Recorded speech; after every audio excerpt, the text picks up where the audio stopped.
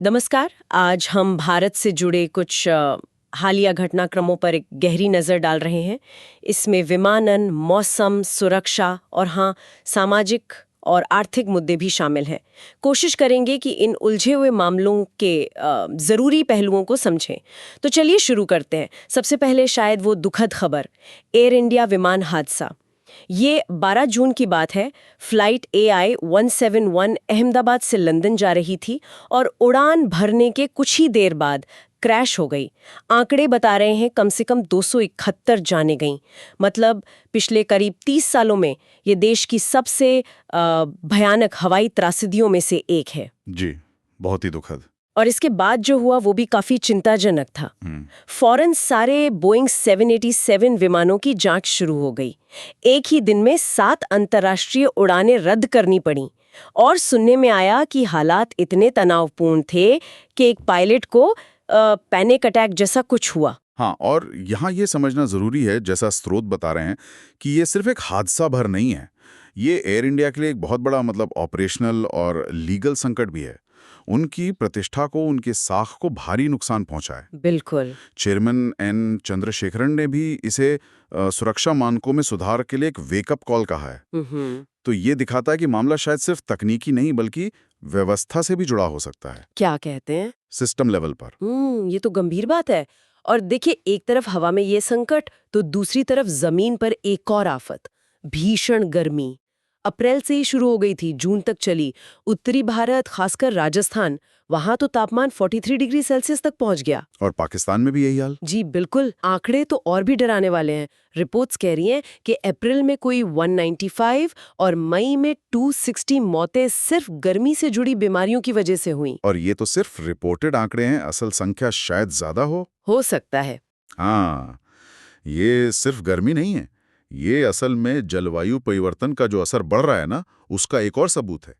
इतनी जल्दी और इतनी ज्यादा गर्मी ने हमारे हेल्थ सिस्टम पर, खेती पर, बिजली ग्रिड पर, पानी के स्रोतों पर, सब पर जबरदस्त दबाव डाला है। हाँ, ये दिखाता है कि ऐसी एक्सट्रीम वेदर इवेंट्स अब कितनी आम होती जा रही हैं। सही कहा। और इसी माहौल में सुरक्षा के मोर्चे पर भी तनाव अचानक बढ़ गया। मई की शुरुआत में वो पहलगाम में कुछ हिंसा हुई। उसके बाद खबर आई कि भारत ने पाकिस्तान और पाक अधिकृत कश्मीर में मिसाइल हमले किए। जी। फिर पाकिस्तान ने भी जवाबी कार्रवाई की। खैर, गनीमत रही कि 10 मई को एक सीज फायर हो गया, पर वो भी बड़ा नाजुक सा। हाँ, पर देखिए, ये संघर्ष भले ही छोटा रहा हो, इसका असर कितना बड़ा था। स्रोत यही बता रहे हैं। सप्लाई चेन पूरी तरह से बाधित हो गई। 1100 से ज्यादा उड़ानें रद्द हुई, जमीन पर माल ढुलाई रुक गई। अच्छा। इतना ज्यादा? हाँ, पर्यटन को नुकसान हुआ, शेयर बाजार गिरा, सेंसेक्स करीब 1800 अंक नीचे चला गया और कच्चे तेल की कीमतें भी बढ़ गईं। तो मतलब ये सीमा पर तनाव सीधे सीधे हमारी अर्थव्यवस्था को चोट पहुंचाता है। बिल्कुल, इसमें कोई शक नहीं। ये आंकड़े तो यही दिखा रहे हैं। जब सुरक्षा को लेकर चिंताएं बढ़ती हैं, तो उसका असर व्यापार और बाजार पर तुरंत दिखता है। ये सीधा कनेक्शन है। और देश के अंदर भी देखें तो चुनौतियां कम नहीं है। मणिपुर में वो जो 2023 से जातीय हिंसा चल रही है, मेतेई और कुकीजो समुदायों के बीच, वो अभी भी जारी है। करीब 60,000 लोग विस्थापित हुए हैं और 250 से ज्यादा जानें जा चुकी हैं। बहुत ही दुखद। जी, बहुत दुखद। फिर अप्रैल में पश्चिम बंगाल के मुर्शिदाबाद में भी हिंसा हुई। वो वक्फ संशोधन अधिनियम को लेकर थी शायद। उसमें भी 3 से ज्यादा मौतें हुईं। और मार्च में नागपुर में भी सांप्रदायिक तनाव की खबरें थीं। और साथ ही पर्यावरण के मुद्दे भी हैं। अरावली के आसपास रेगिस्तान बढ़ने की चेतावनी है। और यूपी के कुछ गांवों से खबरें आईं कि जहरीले नालों की वजह से कई मौतें हुई हैं। ये सारी घटनाएं, चाहे वो मणिपुर हो, मुर्शिदाबाद हो या नागपुर, ये देश के अंदर जो गहरे सामाजिक और सांप्रदायिक तनाव है ना, उनकी तरफ इशारा करते हैं। और जब इसमें अरावली या यूपी जैसे पर्यावरणीय मुद्दे जुड़ जाते हैं, जहां लोगों की जान और रोजी रोटी सीधे खतरे में है, तो स्थिति और भी जटिल हो जाती है। सही है। ये सिर्फ कानून व्यवस्था का सवाल नहीं रह जाता, ये सामाजिक न्याय और पर्यावरण न्याय का भी सवाल बन जाता है। बिल्कुल।